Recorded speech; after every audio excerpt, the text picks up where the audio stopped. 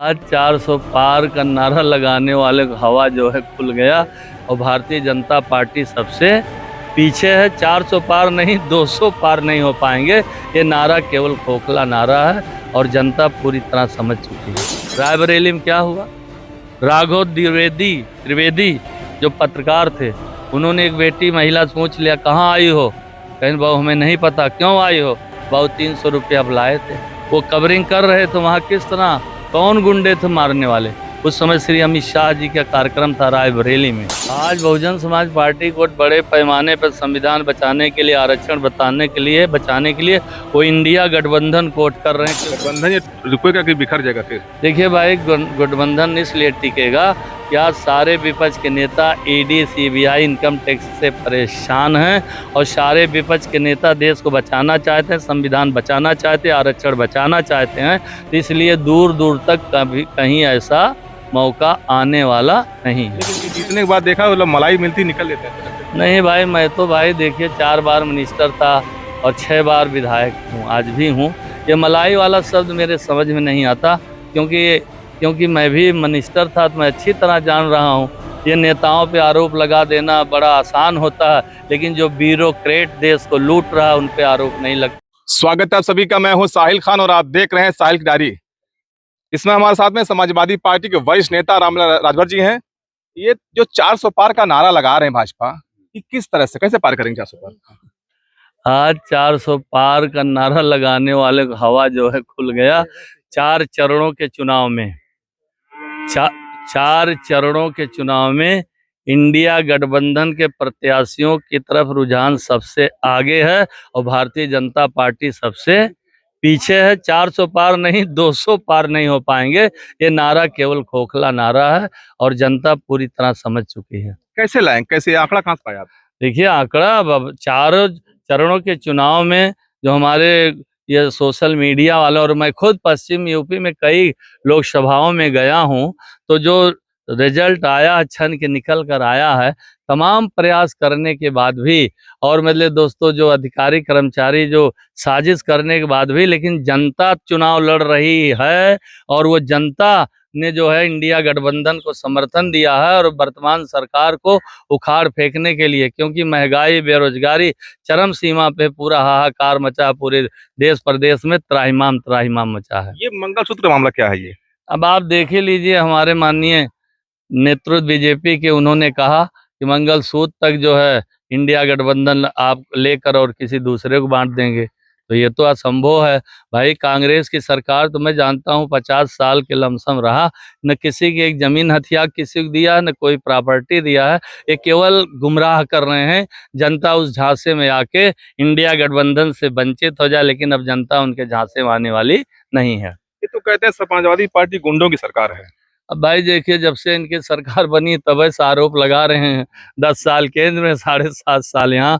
कितने गुंडे हैं? आप संत कबीर नगर के हैं, अब आप चिन्हित करके बता दीजिए उनको।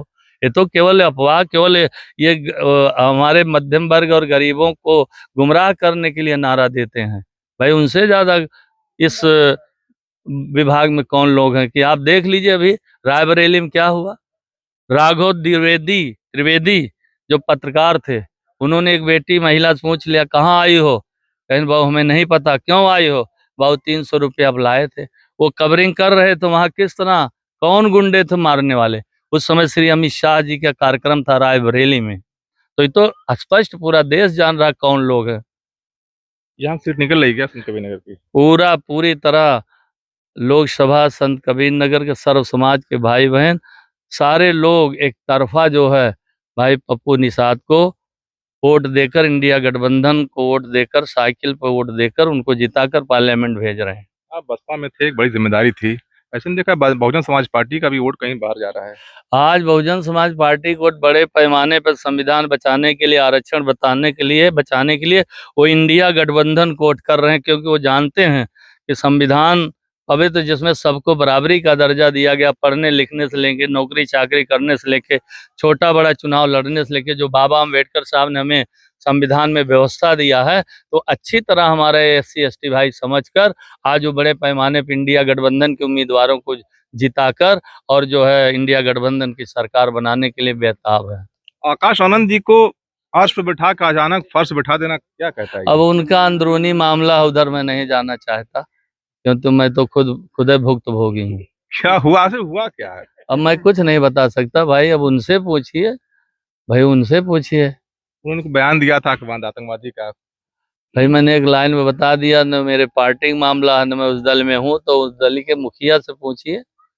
मुद्दा क्या है आपका इंडिया गठबंधन का अरे भाई, इंडिया गठबंधन का मुद्दा किसानों के जो है कर्ज माफ होगा, पढ़े लिखे नौजवान भाई बहनों को सरकारी नौकरी दी जाएगी, केंद्र में 30 लाख सरकारी नौकरी की रिक्तियां हैं उसको भरा जाएगा, और जो है जीएसटी मुक्त किया जाएगा जो कृषि यंत्र हैं, साथ ही साथ बहनों को 3,000 जो है पेंशन दिया जाएगा, और सीमांत किसान से लेके बेरोजगार को जो है 5,000 दिया जाएगा, और जो हमारे पढ़े लिखे बेरोजगार महिलाएं हैं बहनें उनको 1 लाख दिया जाएगा। तो इस तरह देखिए, जो इंडिया गठबंधन का मैनिफेस्टो धरातल पे उतरेगा, धरातल पे दिखेगा।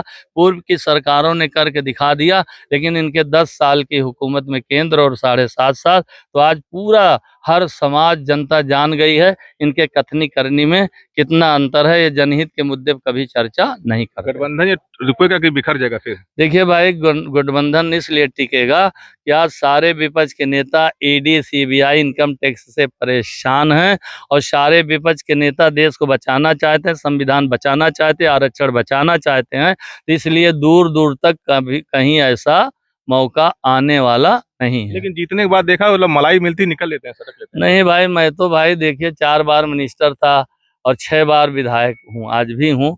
ये मलाई वाला शब्द मेरे समझ में नहीं आता, क्योंकि मैं भी मिनिस्टर था, तो मैं अच्छी तरह जान रहा हूँ। ये नेताओं पे आरोप लगा देना बड़ा आसान होता है, लेकिन जो ब्यूरोक्रेट देश को लूट रहा है उन पे आरोप नहीं लगता। पार्टी से निकल के गए पांडे जी अरे अब तो जाएंगे, कोई भीतर रहेगा कोई बाहर रहेगा, तो उससे क्या लेने देना। मलाई रहा तब न गए नहीं, ये बात नहीं है, क्योंकि आदमी सोचता है कि मैं हमेशा सांसद बना रहूं, हमेशा विधायक बना रहूं, लेकिन वो जनता के हाथ में है ना, विधायक बनाना, सांसद बनाना। तो देखिए रामाचल जी थे और इन्होंने बड़ी बात कही है और कहा है कि उन्होंने इंडिया गठबंधन बरकरार रहेगा, और दावा किया है कि 400 पार का जो नारा बीजेपी लगा रही है वो बिल्कुल फेल होगा। साहिल खान, संत कबीर नगर, साहिल की डायरी।